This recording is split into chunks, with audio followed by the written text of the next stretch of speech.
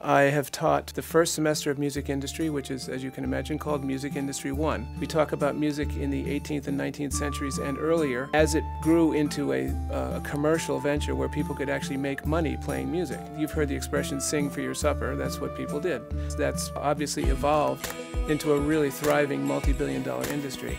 So we talk a little bit about recording technology, we talk about promotion, we talk about personal contact with fans, we talk about the way music has been delivered and how that has changed. I also teach recording classes here. The introduction recording class, we do an enormous amount of listening to old and new productions. I introduce them to some physics about sound, talk about the history of recording, and now we talk about computer audio. And recording 2, it's all hands-on.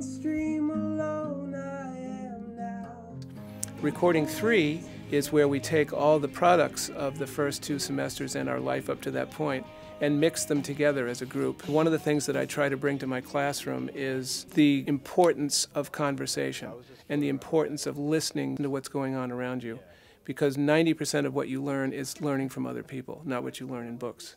He teaches you not only the technical things, but the little things that add up to be a really big influence on the work you're doing.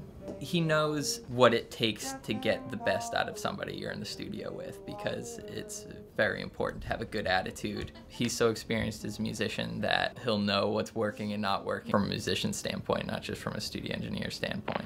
Audio sound recording has only been around for a little bit more than 100 years, and that's a very short time in the history of humankind, and it's really fascinating to see how it's changed just in the last decade. The advent of computers and file sharing really presented the first sea change in the way people were going to consume music.